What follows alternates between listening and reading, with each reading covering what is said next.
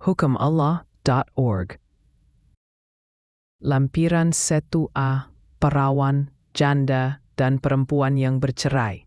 Ikatan pernikahan yang diterima Allah. Asal-usul pernikahan dalam penciptaan. Sudah diketahui umum bahwa pernikahan pertama terjadi segera setelah Sang Pencipta menjadikan seorang perempuan, Nekeva, sebagai pendamping manusia pertama, seorang laki-laki, Zahar. Laki-laki dan perempuan, inilah istilah yang dipakai Sang Pencipta sendiri untuk hewan maupun manusia. Kejadian 1:27. Kisah dalam Kejadian menyatakan bahwa laki-laki ini yang diciptakan menurut gambar dan rupa Allah. Memperhatikan bahwa tidak ada satupun perempuan dari makhluk lain di bumi yang menyerupainya. Tak ada yang menarik baginya, dan ia menginginkan seorang pendamping. Ungkapan dalam bahasa aslinya adalah Ezer Kenegdo, yang berarti penolong yang sepadan. Dan Tuhan melihat kebutuhan Adam dan memutuskan untuk menciptakan baginya seorang perempuan, versi perempuan dari tubuhnya. Tidak baik kalau manusia itu seorang diri saja. Aku akan menjadikan penolong baginya, yang sepadan dengan dia. Kejadian 2:18. Hawa kemudian dijadikan dari tubuh Adam. Persatuan pertama menurut Alkitab.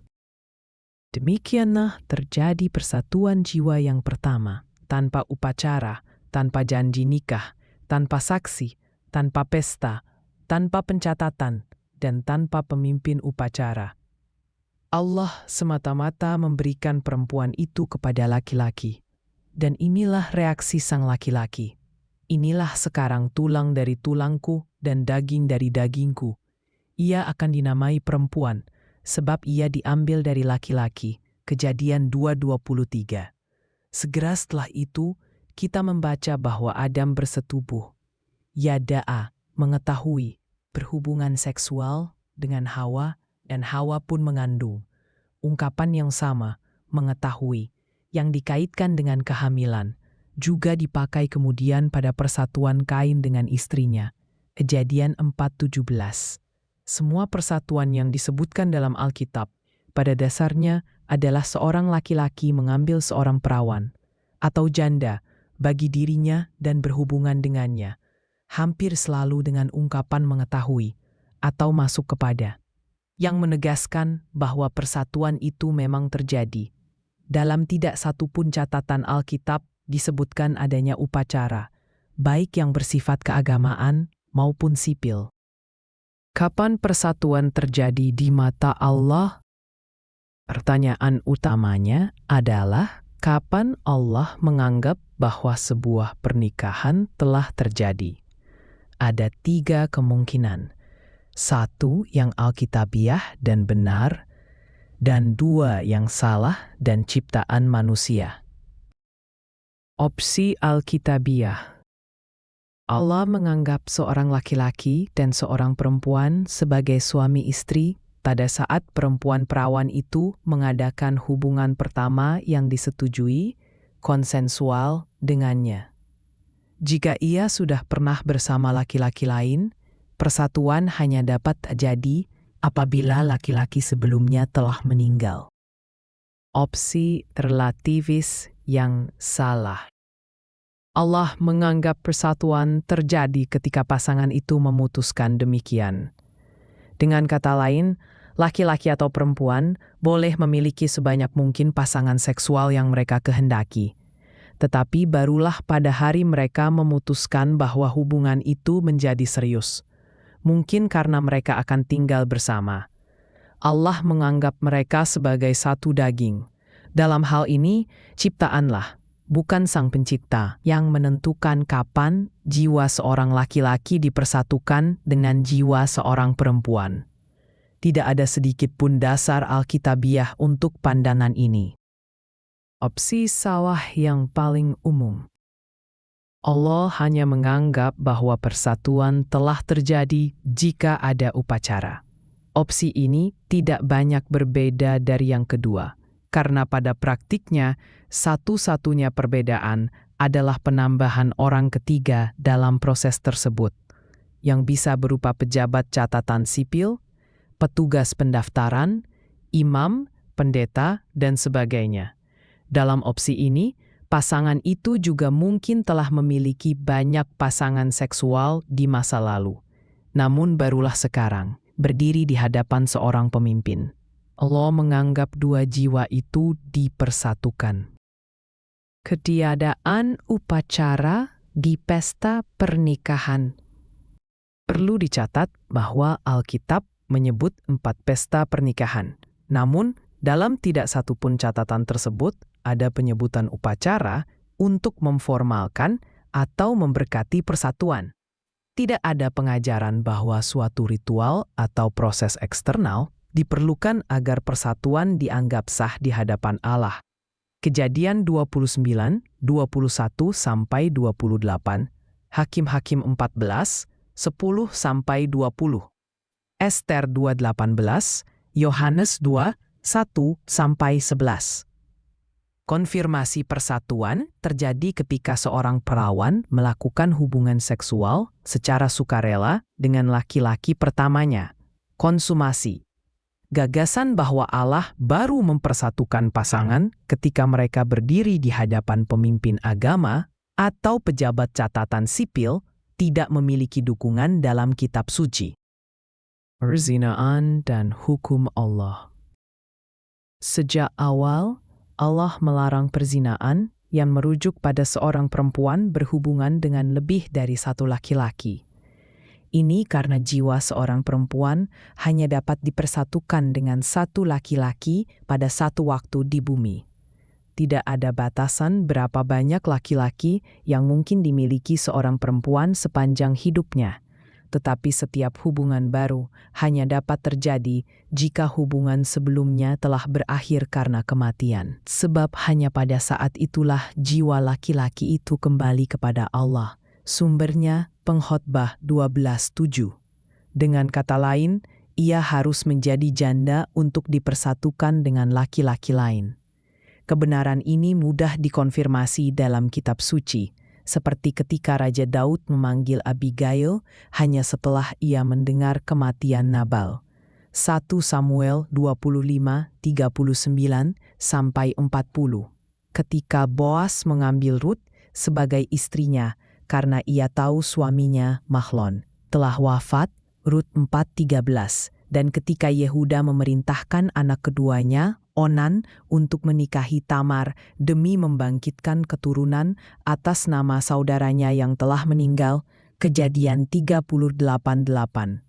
Lihat juga Matius 5:32, Roma 7:3.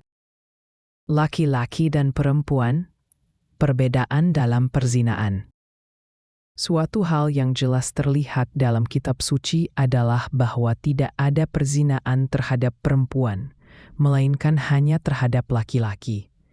Gagasan yang diajarkan banyak gereja bahwa dengan menceraikan seorang perempuan lalu menikahi perawan atau janda lain, laki-laki itu melakukan perzinaan terhadap mantan istrinya, tidak memiliki dukungan dalam Alkitab, melainkan dalam konvensi sosial.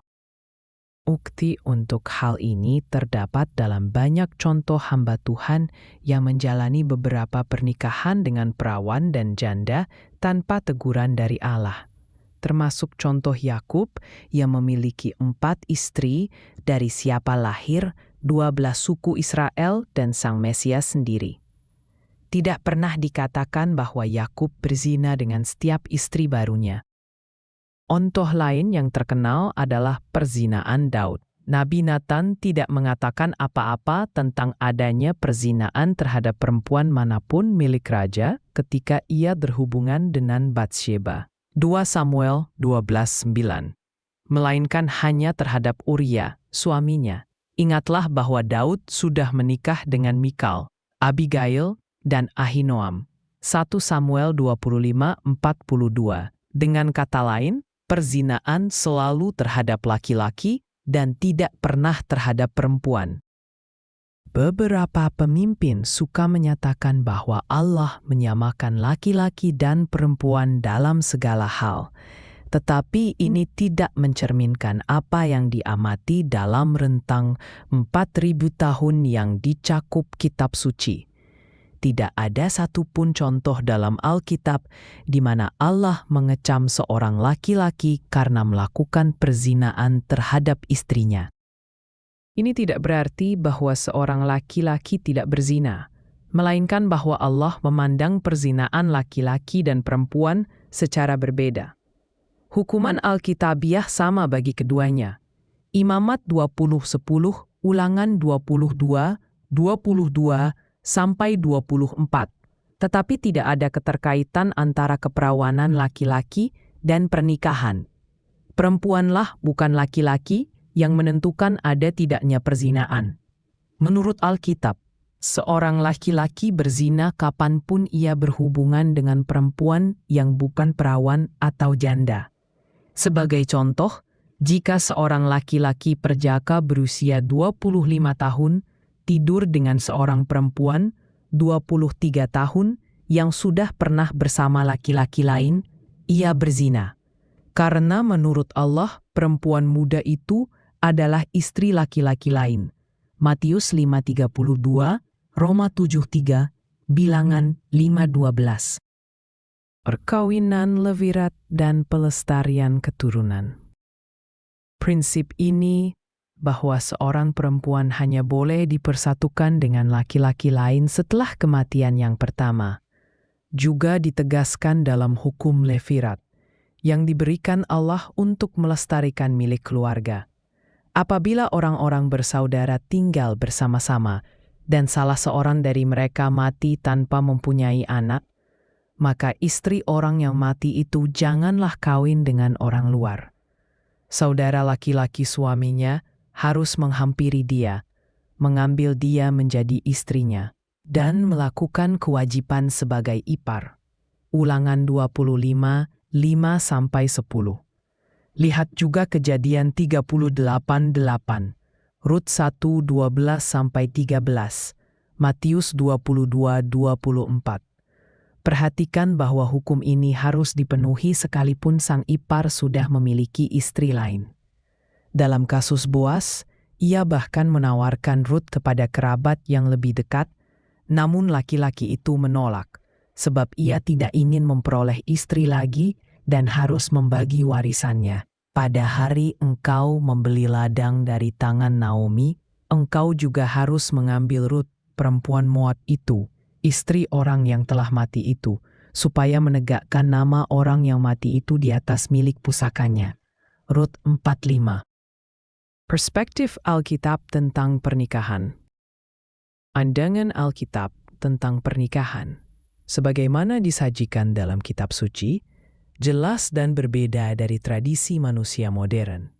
Allah menetapkan pernikahan sebagai persatuan rohani yang dimeteraikan oleh konsumasi antara seorang laki-laki dan seorang perawan atau janda, tanpa perlu upacara, pejabat, atau ritual eksternal. Ini tidak berarti bahwa Alkitab melarang upacara sebagai bagian dari pernikahan, tetapi harus jelas bahwa upacara bukan syarat dan bukan pula konfirmasi bahwa persatuan jiwa telah terjadi menurut hukum Allah. Persatuan dianggap sah di mata Allah hanya pada saat hubungan yang disetujui terjadi, mencerminkan ketetapan ilahi bahwa perempuan dipersatukan dengan hanya satu laki-laki pada satu waktu sampai kematian memutus ikatan itu. Ketiadaan upacara dalam pesta-pesta pernikahan yang digambarkan Alkitab menegaskan bahwa fokusnya adalah pada perjanjian yang intim dan tujuan ilahi pelestarian garis keturunan, bukan pada formalitas manusia. Kesimpulan. Dengan mempertimbangkan semua catatan dan prinsip Alkitabiah ini, jelas bahwa definisi pernikahan menurut Allah berakar pada rancangannya sendiri, bukan pada tradisi manusia atau formalitas hukum. Sang Pencipta telah menetapkan standar sejak semula. Pernikahan dimeteraikan di hadapannya, ketika seorang laki-laki bersatu dalam hubungan yang disetujui dengan seorang perempuan yang bebas untuk menikah. Artinya, ia perawan atau janda, sementara upacara sipil atau keagamaan dapat berfungsi sebagai deklarasi publik. Upacara tersebut tidak menentukan sah atau tidaknya persatuan di hadapan Allah. Yang penting adalah ketaatan kepada ketetapannya, penghormatan terhadap kekudusan ikatan pernikahan, dan kesetiaan kepada perintah-perintahnya yang tidak berubah sekalipun budaya bergeser atau opini manusia berubah. Seri ini dan banyak kajian lainnya tentang hukum Allah dapat ditemukan di situs hukumallah.org.